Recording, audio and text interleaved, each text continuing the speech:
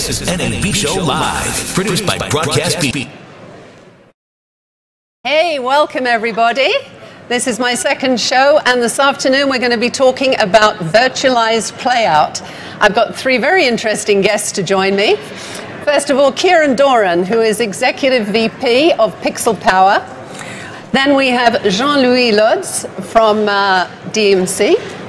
And finally, at the last minute, and I'm really delighted, Ian Cockett has come in, and Ian is CEO and one of the original founders of Pebble Beach Systems. So welcome, gentlemen.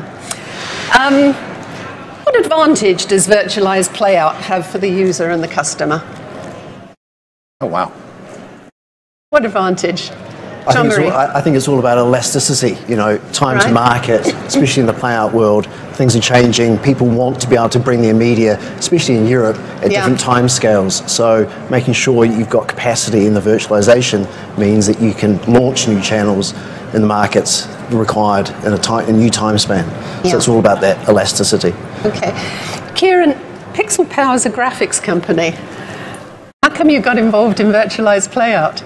Oh, yeah, well, Pixel Power is and was a graphics company. It'll always be a graphics and production company. It started 30 years ago and was heavily involved in the production graphics, but as graphics became more and more important in the branding and the playout area, automation became involved, and it was very important that 5 to 7 years ago we made the transition to create our own automation system to automate the graphics as you go out on air. And from that we've developed further products to manage the whole of the master control and the playout, and then made it a software-only product and a virtualized playout product as well. So the last 5-6 years we've been specializing very much in the playout area. Okay. And Ian, well, you've been working in this for more than 10 years, I believe. What do you think with Virtualized Playout we're heading in the right direction the way it is now, because it's evolved somewhat? I think absolutely. It's almost inevitable, really, because virtualization's been used really heavily throughout mainstream IT for years and years, and quite often our industry in particular has always lagged behind what the rest of IT was doing. And I think for many companies it's really the economics of doing business in our current day and age. There are many companies who can't afford to rebuild facilities in the traditional way, just because they're either too expensive or they're too proprietary. And when you build a system that way, it then becomes very rigid and very inflexible. And a lot of service providers, especially like DMC, need that agility and flexibility to be able to deal with contracts these days, because I guess whereas you used to get a contract for maybe 5 years to play out a channel, maybe that's now much shorter. So you need to be able to repurpose that really expensive capital equipment to be able to react to what the market wants. Right. I'm going to ask you a question, Jean-Louis, and you know, everybody talks about virtualization, but I'm sure there's some audience out there who would say, what do they really mean by that? Could you explain what it really means in terms of media management? Well, in media management, it's about how quickly you can move that content from the originator, the source of it, and get it to the target markets, whether that be for linear or for on-demand. And the virtualization means that you can put the processing power against that media so that you can process it quickly. So scaling up, if you need to launch into a new VOD market, it might mean you need to bring 5,000 hours to a particular territory very quickly, and virtualization gives you that power to do that, to put more CPU resources against a certain application to process that media. And then on the linear front, you know, like I said before, it's that time to market. Because you have capacity in terms of computing power sitting there, then it's a case of enabling it, and you can bring what we used to say was 12 weeks to build a new channel. Now we can do that, well, we like to say minutes, but it's getting down to, you know, hours where we can provision a new channel, take it to market. So it introduces lots of benefits for the client. What should content owners be conscious about if they're, you know, thinking of moving their content to the cloud? Well, first, security is always important. I think we're going to discuss that in 2 or 3 sessions, because it's very common. Exactly, and I mean, there's many layers on that. But it's, it's about how do they, version and regionalize their content, especially in the European market, which is where we specialize. It's about how do you hit the territories where, the content owner can really multiply the value of their content from that original asset that most probably quite often originates out of the US, but then you need to language it and version it, and the cloud enables all those tools to move content in the right way to provision it for the regions. Okay. Any comments on that from... Yeah, I think the security is a really big topic at the moment, and I think one of the things that we come across with a lot of on-premise traditional installations is that broadcaster might have one or two security specialists who look after that facility, whereas a cloud provider may have tens, hundreds, or if it's a public cloud provider, they may have thousands of security experts. So I think in some ways, whilst it's a concern, that's a mitigation in that you're going into an environment that's got a lot more, it's really built to be secure, and you're able to kind of give that and make it somebody else's problem rather than have to keep and maintain those skills internally within your own facility. Are there any situations when you wouldn't want to put the content on the cloud, or it really doesn't make sense? So, linear broadcasting, for example. I think with the cloud, there are two models now. There's the private cloud and the public cloud, and what we decided to do was move down the road of building a private broadcast cloud. So it's specialized for broadcast. It understands what media workflows are. But it's still within a carrier-neutral data center, so we've got all that fantastic connectivity that big data centers offer, but it is still very much under our control. It's our world that we then basically provide. It's a platform as a service, so we can fully in-source all the activities as a service provider, or we can actually start to divvy that up and become a platform as a service to give our clients access to certain systems and tool sets that they need to use to get their content to market. Is there any difference between Virtualized Playout in Europe versus the US? I think it's fair to say that in Europe we have very many more complex issues to deal with multi-language services. So that's both captions, subtitling. So we have many more multilingual issues. So I think a lot of the people are looking for a single virtualized playout solution that deals with the scale of the networks in the US, but also the complexities that we have in terms of captioning multilingual audio that we have over in Europe. Okay. What's the biggest win for broadcasters, moving to a virtualized playout?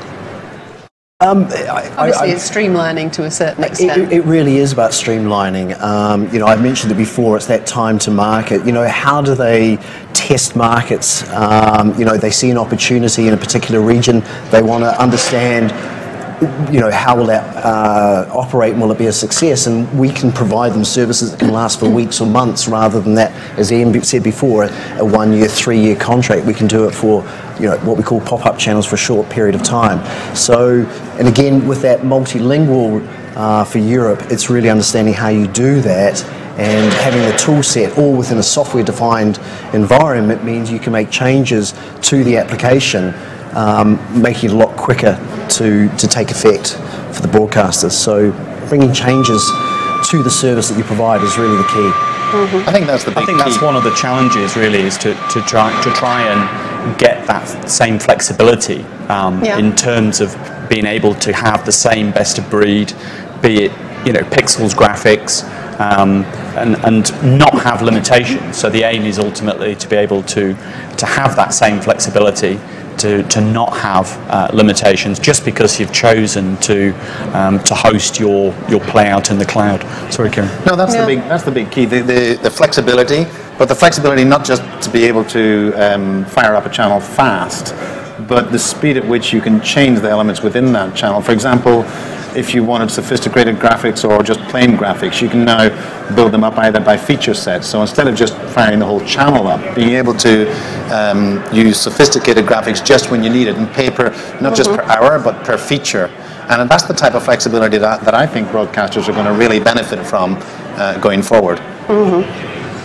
Okay, at the show at NAB, what are we going to see new with respect to virtualized playout, for example, on your stands? Well, we're showing a full premium channel, sophisticated graphics, live 3D graphics, live feeds with the Amazon Cloud directly on the booth. So that's hosted on Amazon in Dublin. So the latency is a little bit, but it's not as much as you might think. It would probably be greater if it was hosted in Amazon in Arizona or something like that. But yeah, that's what we're showing on the booth. Full premium channel service directly from the Amazon Cloud. But what we also find is that whilst a lot of broadcaster customers are coming in and looking for us to demonstrate that from the public cloud, just like you mentioned, most of them are then reeling back a little bit and wanting to do things from the private cloud because of security issues or other latency issues. Yeah. Ian. Yeah, and I think that's very much our theme as well, is being able to have private cloud solutions. So we have channels hosted here locally at the show, but then also we're showing channels that are hosted in public cloud providers. So we have systems running on IBM Bluemix in San Jose, it's a little bit closer than Ireland, but also on AWS. And I think that's very much a theme that ultimately, behind the scenes, there may be multiple layers of cloud that are actually providing these services, and that's all part about whatever best fits the economics, either for storage or for compute power, and whatever best suits the geographic location. If you have a big data center locally and you've already got connection with that, it makes sense being able to leverage that rather than having to transport all of those both the media and those signals to overseas data centers. And a lot of those customers also, they want to know where their media is, so they don't want to think of their media as being in the cloud potentially in another country. They want to have security about, in which geographic boundary is my media going to be stored. So I think that's another important take home for customers, to have the security, they know where their media actually is. So we've talked about security a little bit, as far as that's what customers are asking for. What else are customers asking for at the moment with respect to virtualized playout? Well, it's always more, do more with yes. less, and use less power, use less cooling. Jean-Louis got some good stats in terms of what it's done to DMC's facility. The old facility that we're migrating away from today, very much traditional infrastructure, SDI and so forth, it's 120 racks, and now the private cloud is down to 40 racks. Right. So there's been a real green philosophy behind what we've done here. I think that's important for all businesses today, to be having good green credentials. I've got a show on sustainability on Wednesday, I think. So yes, it's definitely an issue when it comes to data centers. Yeah. But I think going back on what are we going to see on this floor, I think that move from private to public in a hybrid, I think certainly for us as a service provider, that's very important about what do we need to contain within our own private cloud, and how do we benefit from the public cloud when we need to use those services to scale out and disaster recovery and models like that. So what are the main issues, problems when a broadcaster wants to virtualize the content? I think there's a huge difference between seeing a demo or doing a proof of concept with a virtualized system and actually scaling out to a full facility playout. And I think that's something that a lot of people are going to find that really our industry really needs to grow its skills level and actually have more people that really understand on first hand the technology that's being used, because you're adding in another layer of complexity, and ultimately whoever runs that facility is going to take responsibility for that infrastructure. You're no longer going to a broadcast manufacturer and have them being responsible for the box that they supply to you. You're taking responsibility yourself for the whole infrastructure, and it's a bit of a change around. That's right. The relationship with Pebble is very much based on they're providing the software, we provide all the underlying platform that resides on. So we've got a group of highly skilled engineers in terms of the broadcast sector, but we've had to really ramp up in terms of skills and knowledge in the IT cloud infrastructure area. And you've got to think about scale. Are you looking for 1 or 2 channels? Is virtualization really what you need if it's going to be servicing a low number? Maybe not. But when you really scale up to the 100 channels that we're doing, then cloud infrastructure makes a huge amount of sense. And I think that's one of the big issues in the whole industry is that the virtualization buzz has been big over the last year to 2 years, and what a lot of smaller broadcasters are beginning to think about is how do we make that transition in small baby steps? Which is why when we launched the products that we're doing this year is 2 platforms, one for workflow orchestration and StreamMaster for media processing. And each of those platforms gets broken up into individual feature sets, which people can buy on their own and then build up gradually. So it's a little bit like a virtualized glue. We all talked about glue 10, 15, 20 years ago where you had rack products which were doing individual processing. Being able to actually buy individual items that are virtualized on their own and build up your portfolio that way allows a broadcaster to make the transition gradually. But as Jean-Louis said, moving 100 channels makes a lot of good sense at the moment. Moving a small number of channels might make more sense to move certain functions gradually and only pay for those features. That's the benefit of virtualization. You only pay for those features when you use them.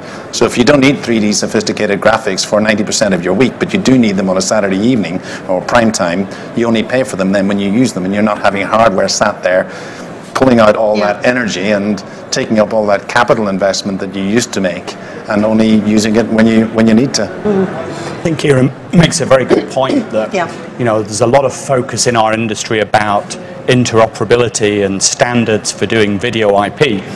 But we firmly believe it really makes no sense to build a system in the same way that you would with discrete boxes. You can't go out onto the network and back from the network for every processing step.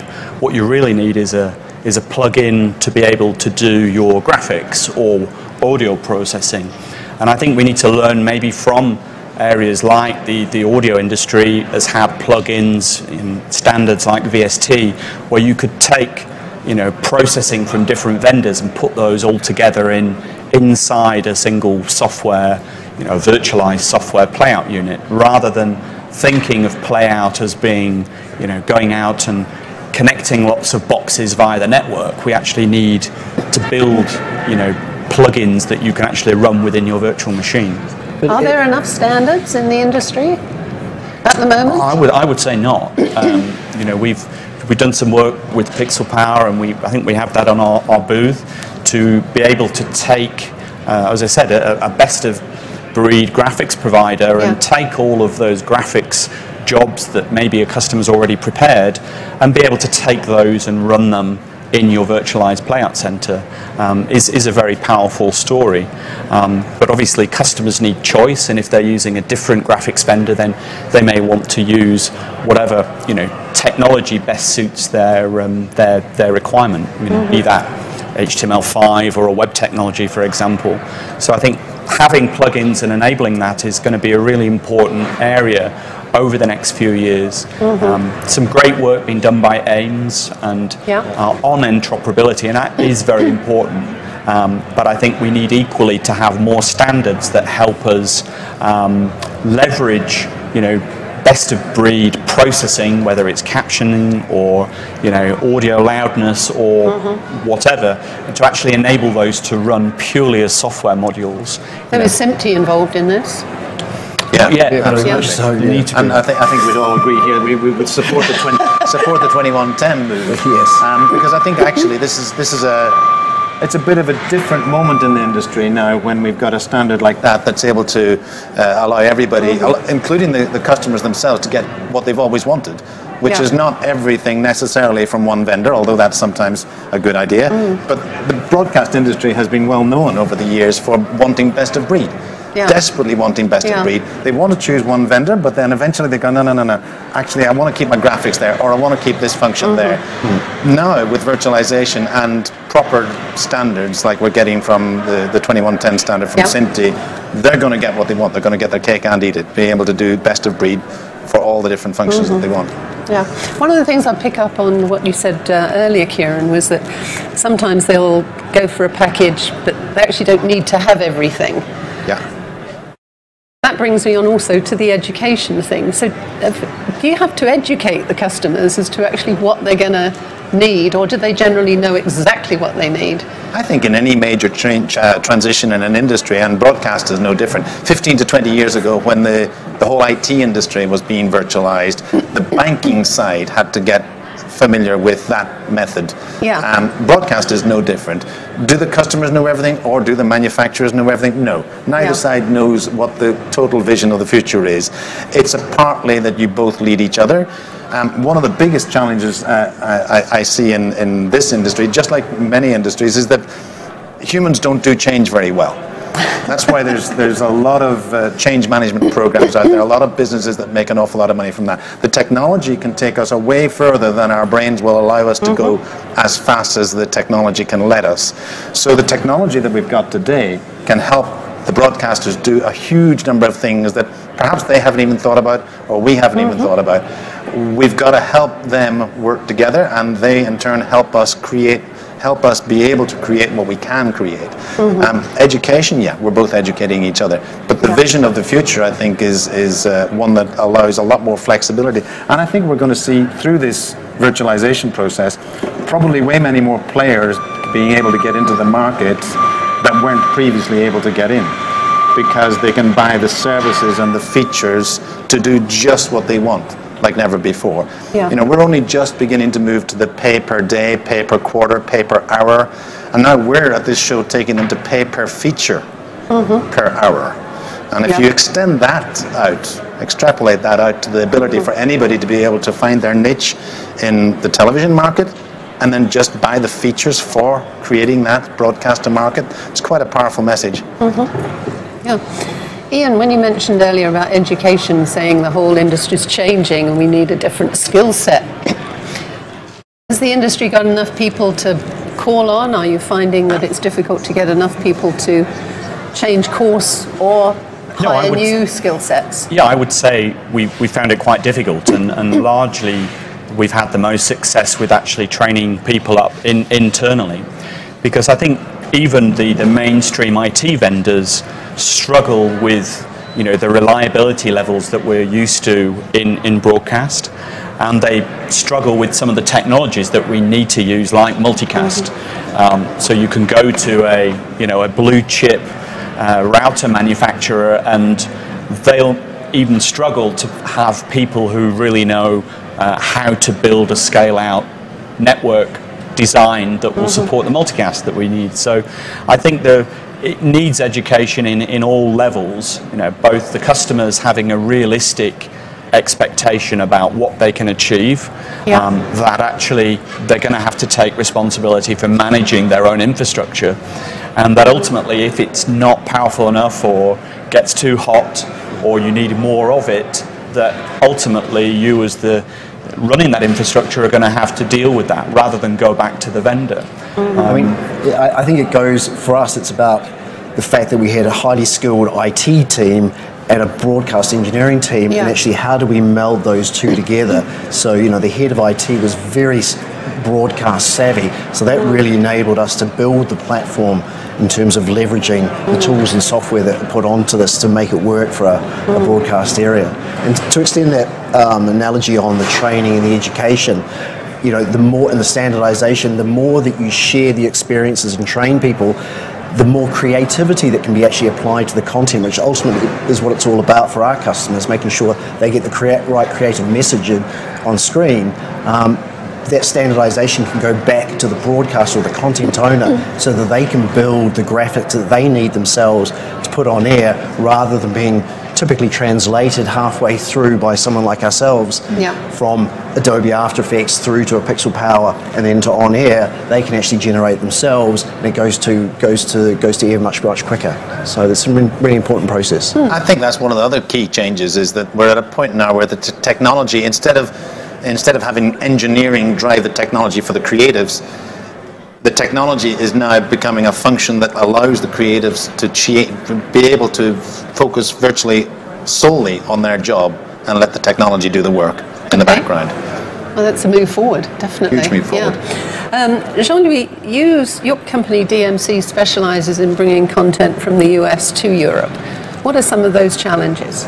Well, today we do 37 languages, so we like to say from Arabic to Swahili and everything. That's not very many in the global sense. That's true. So how do you manage the efficiencies around dealing with all those components that all need to come in, making sure that that content is correct, is QC'd, and matches correctly to the media? So that's the tools that we put in place to make sure that when the media is going out, it's all correctly processed. And importantly, people are looking for that at a more cost-effective rate. So it's making sure the tools are in place to service the content owners to do that. Okay. Are traditional TV master control rooms passé? Are their days numbered, as it were? It's a great question, because the technology lives in a data center. Master control, we have a master control, but it doesn't look like the traditional anymore.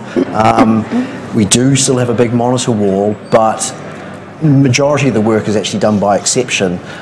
So we can see all that content, but when you're doing with that many services, you need systems that actually tell you ahead of time what's going wrong. So a lot of investment in terms of looking at tools that can preempt problems and failures that may potentially happen, so you can take action beforehand. And importantly, we try to process the media as much as we can before it actually goes to transmission, so we know that the components are already pre-built and ready before you get to that 25 frames per second.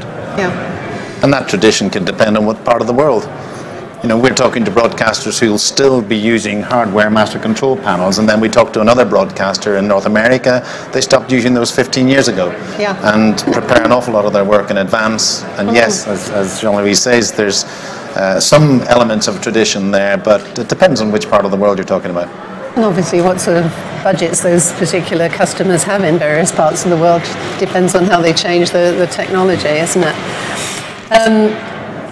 This industry is surrounded by acronyms. I can never remember half of them. We've got SaaS, we've got AWS. Somebody explain that to me, and also cloud versus SaaS versus AWS versus virtualization. Well, there's a challenge. Educate me, Ian. Yeah, I think there's a really good analogy, which is, I think it probably goes back to IBM. An IBM guy had a pizza delivery organization where you can, you can talk about what is a platform as a service, what is infrastructure as a service, and there's some really good analogies to a pizza restaurant. So, an infrastructure as a service, you might have somebody that provides the ovens and all of the things that you need to be able to run a pizza restaurant, through to all the way to platform as a service, software as a service. Effectively, somebody makes the pizzas for you, and delivers everything. You've got very little to do. So it's worth googling, actually. If you look at pizza as a service, there's a very good graphic that goes with it. So SaaS stands for what? Software as a service, but even that gets taken further when you take that software, and as we've just been talking, and you break it into the number of features, and you've got features as a service. So at which point does it finish? I think the whole broadcast world is going to come down to features as a service in the end. Right. Okay. And AWS was? Amazon Web Services. Amazon website. Right. Okay. Thanks for the education there. So we've just got a few seconds left. What are you hoping to see at the show because we've talked about interoperability from other suppliers that will from our standpoint, live in an IP virtualized world is very important. So I think dovetailing on the 2110, the ratification of that and being able to move forward is very important. Mm-hmm. For us. Ian?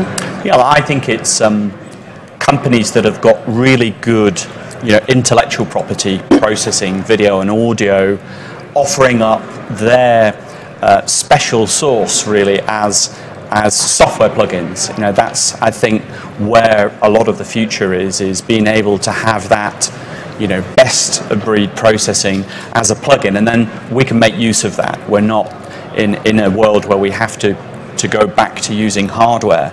And I think we're seeing that with a lot of vendors, whether it's for over-the-top services, for different types of streaming. There are lots of people now focusing on saying, okay, well, traditionally we were a hardware vendor, but now we can offer you our special source as a software plugin, and that makes our life a lot easier because we have to bring all of those things together to actually deliver to a customer that play out, be it over the top or be it a linear channel.